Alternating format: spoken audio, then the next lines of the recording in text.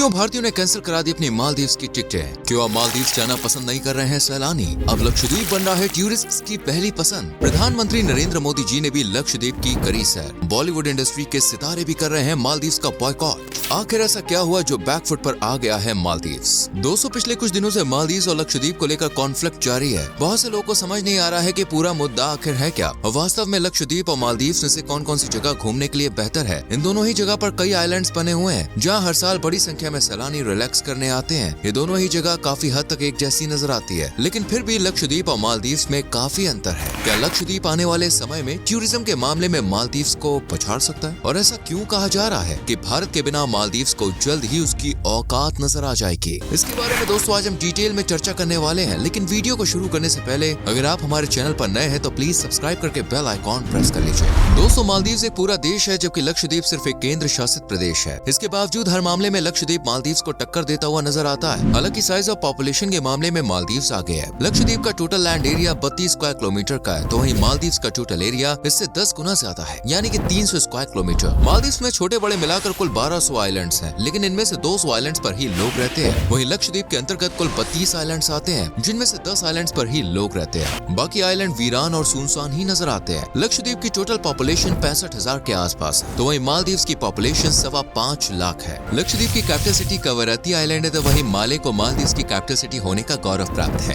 इन दोनों ही जगह की जीडीपी दोस्तों काफी हद तक टूरिज्म पर निर्भर करती है। इसके अलावा दोनों जगह नारियल की खेती बड़े पैमाने पर की जाती है। सी फूड की सप्लाई भी मालदीव्स और लक्षद्वीप से की जाती है। चलिए पहले लक्षद्वीप और मालदीव्स के इतिहास के बारे में जान लेते हैं। लक्षद्वीप का इतिहास हजारों साल पुराना माना जाता है। 3000 साल से भी ज्यादा समय से यहाँ पर लोग रह रहे हैं। राजा चेरमन पेरुमल को आधिकारिक तौर पर इस आइलैंड को बसाने का श्रेय दिया जाता है। इस समय पर यहाँ पर हिंदू और बौद्ध राजाओं का वर्चस्व हुआ करता था। पुर्तगालियों से लेकर मुगलों तक ने इस आइलैंड पर अपना कब्जा किया। यह आइलैंड दोस्तों समुद्री मार्ग के बीच में आता था और अरब व्यापारियों का यहाँ आना जाना लगा रहता था। उन अरब व्यापारियों के कारण ही यहाँ पर इस्लाम धर्म का प्रचार प्रसार किया गया। साल 1956 में यह आइलैंड भारत का एक केंद्र शासित प्रदेश बना। वही बात करें मालदीव्स की तो इसे बसाने का श्रेय भी एक भारतीय को ही जाता है। इतिहासकारों के मुताबिक 270 ईसा पूर्व के आसपास कलिंगा के एक राजा ने मालदीव्स पर अपना साम्राज्य स्थापित किया था और यहाँ पर बस्ती बसानी शुरू की थी। 12वीं शताब्दी तक यहाँ पर हिंदू राजाओं ने राज किया और उसके बाद लोगों ने बौद्ध धर्म अपनाना शुरू कर दिया, लेकिन आज भी यह पूरी तरह से इस्लामिक राष्ट्र बन गया है। मालदीव्स की 98% आबादी तो वहीं लक्षद्वीप की 96% आबादी मुस्लिम समुदाय की है। मालदीव्स में सबसे ज्यादा दिवेही भाषा का इस्तेमाल किया जाता है, जिसे मालदीवियन भी कहते हैं। ये लैंग्वेज काफी हद तक दोस्तों तमिल और सिंघाला लैंग्वेज से मिलती जुलती है। वहीं लक्षद्वीप में मलयालम भाषा सबसे ज्यादा बोली जाती है। गौर करने वाली बात यह है कि दोनों ही साउथ इंडियन लैंग्वेजेस हैं। दोनों जगह तमिल कल्चर के लोग ही सबसे ज्यादा रहते हैं। अब तक आपने देखा होगा कि कई मामलों में दोनों जगह एक समान है, लेकिन दोस्तों जीडीपी के मामले में मालदीव्स लक्षद्वीप से कई गुना आगे है। पर कैपिटा इनकम के मामले में मालदीव साउथ एशिया का सबसे अमीर देश माना जाता है। यहाँ के लोग की सालाना प्रति व्यक्ति आय $12,000 है, तो वहीं लक्षद्वीप के लोग की सालाना आय $2,500 है। वैसे जीडीपी के मामले में दोनों का कंपैरिजन बेकार है। एक यूनियन टेरिटरी और एक देश का कंपैरिजन नहीं किया जा सकता। हाँ, करना है तो मालदीव्स को दिल्ली मुंबई जैसे शहरों से कंपेयर किया जा सकता है और इनके आगे मालदीव्स की कोई औकात नजर नहीं आती है। अब आपको बताते हैं कि आखिर मालदीव और लक्षद्वीप को लेकर विवाद क्यों शुरू हुआ। असल में कुछ दिन पहले हमारे प्राइम मिनिस्टर नरेंद्र मोदी जी ने लक्षद्वीप में कुछ 1156 करोड़ के इंफ्रास्ट्रक्चर प्रोजेक्ट का इनॉग्रेशन किया। साथ ही में उन्होंने स्नॉर्कलिंग की और लोगों से लक्षद्वीप आने की अपील भी की, जिससे लक्षद्वीप के पर्यटन को बढ़ावा मिल सके। ये बात मालदीव्स के कुछ नेताओं को रास नहीं आई और उन्होंने भारत को लेकर उल्टे सीधे कमेंट करने शुरू कर दिए। इसके बाद सोशल मीडिया पर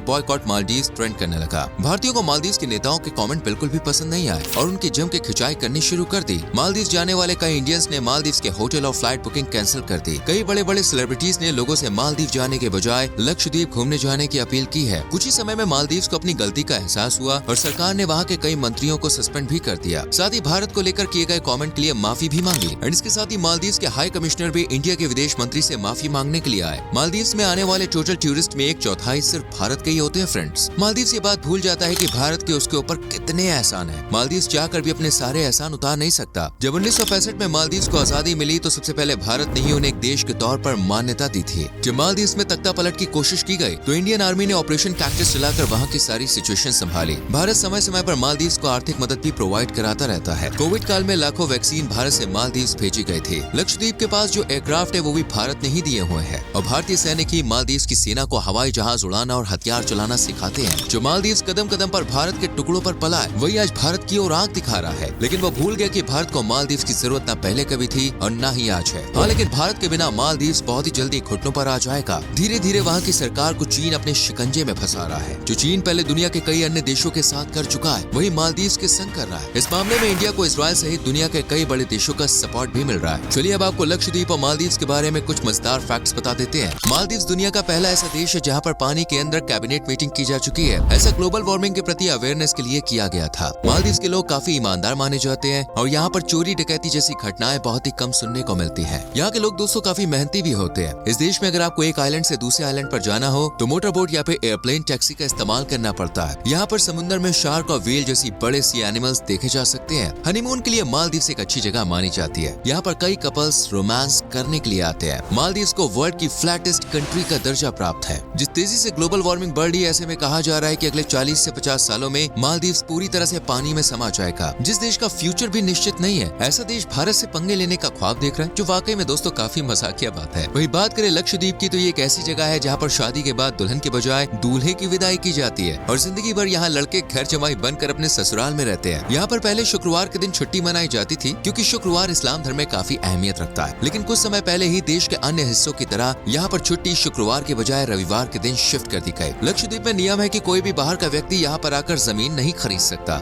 यहाँ वैसे तो कई आइलैंड्स हैं, लेकिन बंगाराम द्वीप के अलावा अन्य किसी भी आइलैंड पर शराब पीना पूरी तरह से बैन्ड है। लक्षद्वीप के लोग दोस्तों काफी सरल स्वभाव के माने जाते हैं और एक सिंपल लाइफ जीने पर यकीन रखते हैं। लक्षद्वीप और मालदीव दोनों ही जगह सी फूड जम के खाया जाता है, लेकिन फिर भी खाना बनाने के स्टाइल में काफी अंतर देखने को मिलता है। लक्षद्वीप में दोस्तों mutton kebab, octopus fry, fish tikka, fish pakoras, appam uttapam जैसे डिशेस काफी पसंद की जाती है। इसके अलावा साउथ इंडियन फूड भी आपको यहाँ पर आसानी से मिल जाएगा। वही मालदीव में साउथ इंडियन के अलावा कॉन्टिनेंटल, मैक्सिकन और नॉर्थ इंडियन फूड भी आसानी से मिल जाता है। यहाँ की सबसे प्रमुख डिश है गोरुथिया, जो एक प्रकार का फिश सूप है। मासूनी, मासरोशी, बिस्कीमिया, बोशी मसहूनी, फ्राइड याम्स, मालदीवियन लाइव लॉबस्टर भी मालदीव की फेमस डिशेस में शुमार है। क्योंकि दोनों जगह सबसे अधिक मुसलमान है, यही कारण है कि ईद का त्योहार यहाँ सबसे ज्यादा धूमधाम से मनाया जाता है। घूमने के मामले में मालदीव और लक्षद्वीप दोनों ही बेस्ट माने जाते हैं। लक्षद्वीप घूमने की शुरुआत आप कैपिटल सिटी कवरत्ती आइलैंड से कर सकते हैं। यहाँ पर बैठकर आप नेचर को देखने का नजारा ले सकते हैं। शांत वातावरण के बीच समुद्र के पानी की लहरों की आवाज आपको अलग ही दुनिया में होने का एहसास कराएगी। यहाँ पर दोस्तों कई म्यूजियम्स और शानदार रिजॉर्ट्स बने हुए हैं। वही अगत्ती आइलैंड भी आपको खूब लुभाएगा। ये आप चंद घंटों में पैदल ही घूम सकते हैं। इसके बाद मिनिकॉय आइलैंड जा सकते हैं, जो लक्षद्वीप का प्रमुख आइलैंड है। इस आइलैंड का मुख्य आकर्षण का केंद्र एक लाइट हाउस है। इस लाइट हाउस के टॉप से आप पूरे लक्षद्वीप का खूबसूरत नजारा देख सकते हैं। साथ ही यहाँ पर सफेद रेत के बीच आप जम के बॉस मौज मस्ती कर सकते हैं। वैसे तो लक्षद्वीप के सभी आइलैंड्स पर सनसेट और सनराइज का खूबसूरत नजारा देखा जा सकता है, लेकिन जो बात बंगाराम आइलैंड की है ना, वो अन्य किसी आइलैंड की नहीं है भाई। पूरे लक्षद्वीप में सबसे खूबसूरत सूर्योदय और सूर्यास्त का नजारा आपको इसी आइलैंड पर देखने को मिलेगा। साथ ही यहाँ पर आपको स्कूबा डाइविंग के साथ साथ डॉल्फिन्स और अन्य मछलियों के साथ तैरने का मौका भी मिलेगा। वाटर स्पोर्ट्स और एडवेंचर एक्टिविटीज का भरपूर आनंद लेना चाहते हैं तो कल्पेनी आइलैंड और कैटमेट आइलैंड को अपनी विश लिस्ट में जरूर शामिल कीजिए। वही मालदीव की माले सिटी अपनी मस्जिदों और रंग बिरंगी इमारतों के लिए प्रसिद्ध है, जो सैलानियों का ध्यान अपनी ओर आकर्षित करने के लिए काफी है। माफुशी आइलैंड पर्यटकों के बीच सबसे अधिक लोकप्रिय है। यहाँ के रिजॉर्ट सबसे अच्छे माने जाते हैं। आप मालदीव की जितनी भी वीडियोस देखेंगे ना, उसमें इसी आइलैंड के रिजॉर्ट्स दिखाए जाते हैं। अदू सिटी भी टूरिस्ट के बीच पॉपुलर हो रहा है। असल में दोस्तों ये शहर हार्ट शेप का है और यहाँ चारों ओर आपको काफी शांति का अनुभव भी होगा। इसके अलावा banana reef, Vaadhoo island, sunset cruise, glowing beach, national museum, Hulhumale, Maldives victory, grand Friday mosque और आर्टिफिशियल बीच की सैर भी मालदीव में कर सकते हैं। घूमने के लिहाज से देखा जाए तो मालदीव और लक्षद्वीप एक जैसे ही नजर आते हैं, लेकिन दोस्तों बजट के मामले में दोनों काफी अलग है। मालदीव को सिर्फ अमीर लोग ही अफोर्ड कर सकते हैं, या आप यूँ समझ सकते हैं कि यहाँ पर लोगों को फिजूल में लूटा जाता है, जबकि लक्षद्वीप में आपको वही सारी चीजें काफी सस्ते दामों में मिल जाएंगी। लक्षद्वीप घूमने का बजट 40 से 50 हजार रूपए पर पर्सन का है, तो वही मालदीव में घूमने जाने के लिए 2 से 3 लाख रुपए आपकी जेब में होने ही चाहिए। एक और चीज लक्षद्वीप को मालदीव से बेहतर बनाती है दोस्तों, लक्षद्वीप जाने के लिए आपको किसी वीजा या फिर डॉक्यूमेंट्स की जरूरत नहीं है, जबकि मालदीव के लिए वीजा लगता है। हालांकि वीजा ऑन अराइवल है, लेकिन उनकी फीस जेब पर भारी पड़ती है बॉस। भारत सरकार जिस तरह लक्षद्वीप को प्रमोट कर रही है ना, उससे अंदाजा लगाया जा रहा है कि आने वाले कुछ समय में भारत का छोटा सा केंद्र शासित प्रदेश टूरिज्म के मामले में मालदीव को पीछे छोड़ देगा। तो दोस्तों ये थी मालदीव और लक्षद्वीप के बारे में पूरी जानकारी। उम्मीद करते हैं आपको ये वीडियो पसंद आई होगी। वेल आप मुझे बताइए, आपको मौका मिले तो आप किस आइलैंड पर जाना पसंद करेंगे, और क्या कभी इनमें से किसी आइलैंड पे गए तो अपना एक्सपीरियंस जरूर शेयर कीजिए।